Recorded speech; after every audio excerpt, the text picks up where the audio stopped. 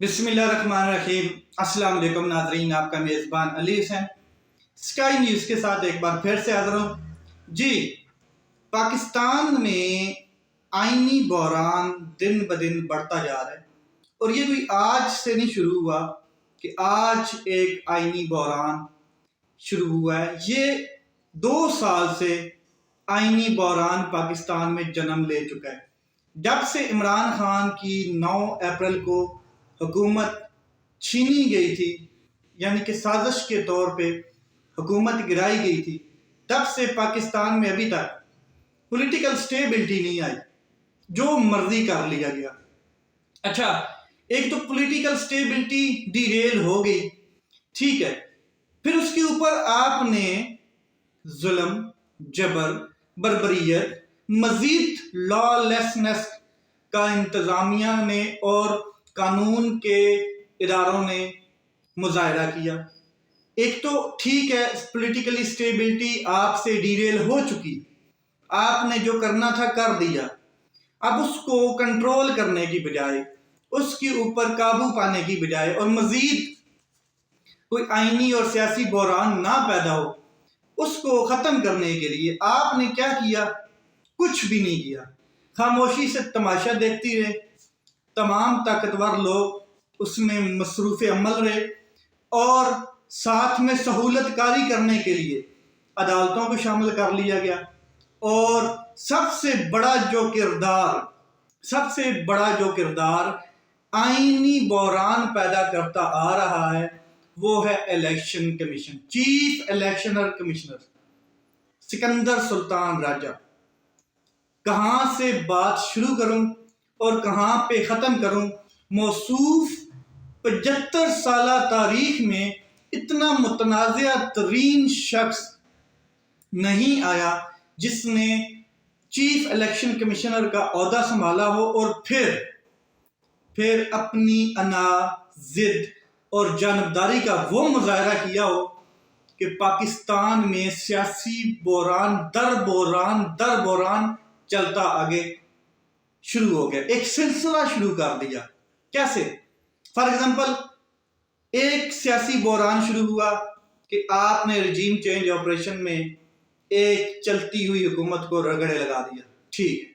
اس کے بعد فیصلہ ہوتا ہے، جی 2 حکومتیں اس شخص کے پاس تھیں، عمران خان صاحب کے پاس، اس نے اپنی 2 حکومتیں کیا کی؟ تحلیل کر دیں، 2 اسمبلیاں تحلیل کر دیں، ختم کر دیں، تاکہ الیکشن کی طرف جائیں۔ جو سیاسی بحران ہے اس کو ختم کر کے ایک فریش مینڈیٹ کے ساتھ آتے ہیں، عوام کو فیصلہ کرنے دو کہ کون ان کے اوپر حکمران مسلط ہو، کس کو وہ حکمران چاہتے ہیں، تو عوام فیصلہ کر لیتی ہے، میں حکومتیں ڈیزولو کر دیتا ہوں۔ اچھا، حکومتیں ڈیزولو ہوئی تو ہونا تو یہ چاہیے تھا کہ آئین کا جو آرٹیکل 224 ہے اس کے مطابق جو حکومتیں ڈیزولو ہوئی ہیں، جو اسمبلیاں ڈیزولو ہوئی ہیں، ان کا ایک ٹائم پیریڈ ہے، 60 ڈے کے اندر الیکشن ہونے چاہیے تھے ان کے اوپر۔ اس کے اوپر جناب موصوف الیکشنر کمشنر جانبدار تو پہلے ہی تھا، متنازع بھی تھا، لیکن اس نے الیکشن نہیں ہونے دیے، آئین ٹوٹا، الیکشن کو ڈیلے کرتا رہا، ٹیکٹس استعمال کی اس نے۔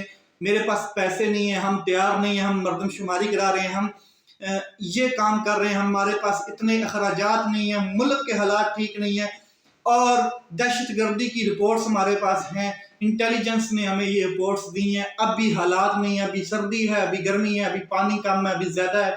یہ ساری ڈیلینگ ٹیکٹس استعمال کی گئی اور آئین کو توڑ دیا گیا۔ پہلی بار آئین ٹوٹا، پھر آئین ٹوٹنے کے بعد کہاں پر ملک میں پولیٹیکل سٹیبلٹی رہ جاتی؟ جب آئین ہی ٹوٹ گیا، ٹھیک ہے۔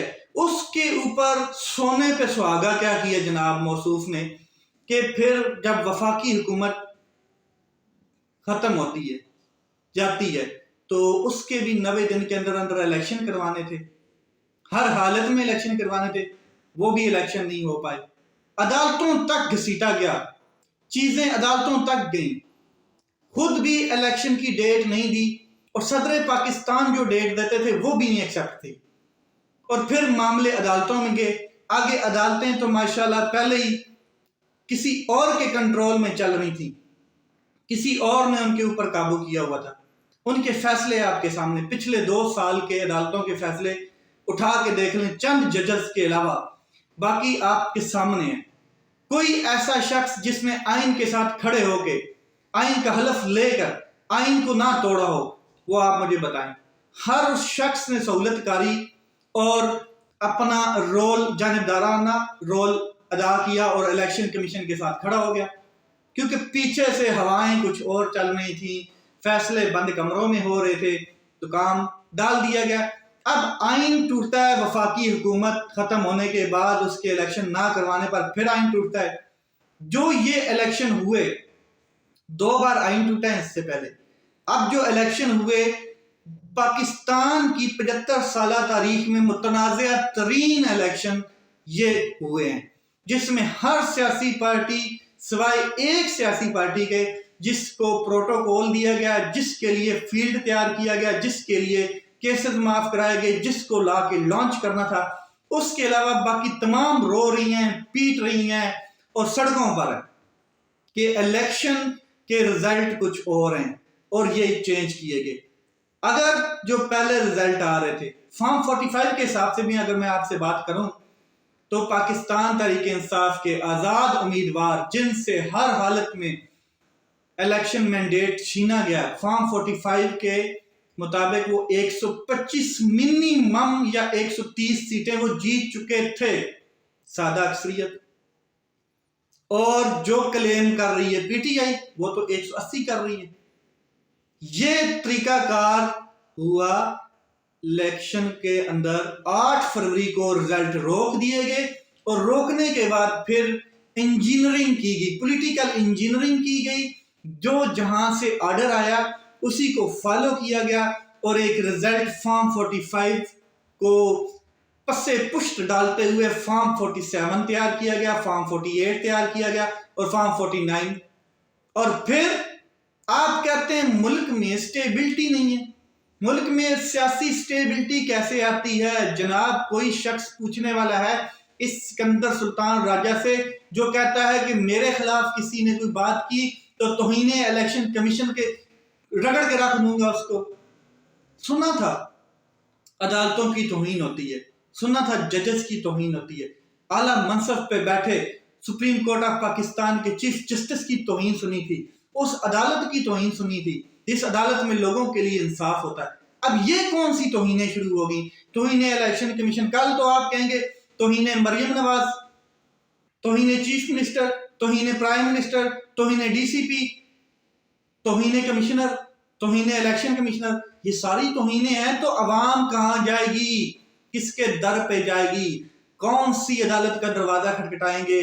جو بل بلا اٹھے ہیں، جن کے اوپر آئے دن پیٹرول بم، گیس بم اور ڈیزل بم اور بجلی کے بم پھوڑے جا رہے ہیں، خوراک ان سے چھینی جا رہی ہے اور ان کے گھروں کے چولہے خالی ہو چکے ہیں، فاقے میں پہنچ گئی ہے. وہ کس در پہ جائیں گے؟ کس عدالت میں جائیں گے؟ کسی اور دنیا کی عدالت میں جائیں گے؟ یہ موصوف نے سیاسی بحران پیدا کیا. اور آپ دیکھیں اب ایک اور نیا سیاسی بحران مخصوص نشستوں والا. بھائی باقی جب سب کو آپ دے رہے ہیں تو سنی اتحاد کونسل کی جو مخصوص نشستیں بنتے ہیں ان کو آپ نے کیوں فل سٹاپ لگایا؟ مطلب آپ نے بالکل ہی یہ اتنا گھٹیا ترین ذہن بنایا ہوا ہے کہ ہر حالت میں پاکستان تحریک انصاف کے خلاف فریق ہی بننا ہے. آپ نے آئین اور قانون کے مطابق چلنے سے انکار ہے آپ کو، عدالتوں کے آرڈرز کو لات مار دیتے ہو آپ لوگ. تو یہ پھر آئین کیوں؟ کس کے لیے؟ عام لوگوں کے لیے، بکری چوروں کے لیے، عام جو لوگ دیہڑی دار مزدور ہیں ان کے لیے آئین کا یہ جھوٹا پراپیگنڈا دنیا کو دکھایا جاتا ہے کہ ہمارے ملک میں جمہوریت ہے، آئین ہے. اور آپ کے لیے آئین کوئی نیا بنایا ہوا ہے تو وہ تو پبلش کر دیں دنیا کو. نہیں. اب مخصوص نشستوں کا معاملہ ہے.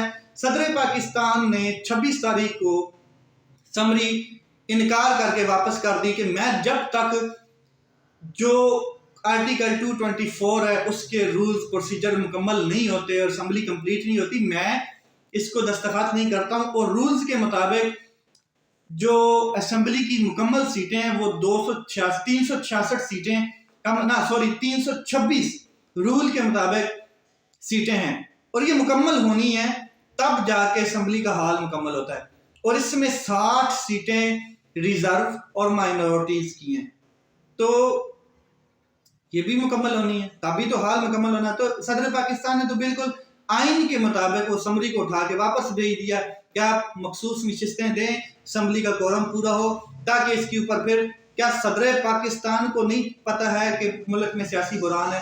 بالکل پتہ ہے، لیکن وہ مزید بحران میں نہیں ڈالنا چاہتے ملک کو۔ وہ چاہتے ہیں کہ یہ جو سیاسی گتھم گتھا شروع ہے، جس کا فیصلہ پہلے ہو جائے، پھر آگے سے ایک اور موصوف اٹھتے ہیں راجہ پرویز اشرف صاحب، اور وہ آئین کے مطابق پتہ نہیں آرٹیکل 191 یا 98 کے مطابق وہ اجلاس طلب کر لیتے ہیں 29 فروری کو، کیونکہ 29 فروری لاسٹ ڈیٹ ہے، اس سے پہلے اجلاس مطلب کرنا ہے، اور اس کو قانونی شکل دی جا رہی ہے، اور تمام لوگ اب غیر آئینی طلب کیے گئے اجلاس میں شریک ہوں گے، طاقتور دیکھتے رہیں گے، عدلیہ کے لوگ دیکھتے رہیں گے، ججز دیکھتے رہیں گے، سپریم کورٹ کے چیف جسٹس موصوف جن کو پتہ ہی نہیں الیکشن ہوئے ہیں نہیں ہوئے، وزیر اعظم کون بنا ہے، وہ بھی خاموش، سمن بکمن امیون فاہم لا یرجعون، یہ والا سین ہوا پڑا ہے، اور یہ آئین کا بحران ختم ہی نہیں ہوگا۔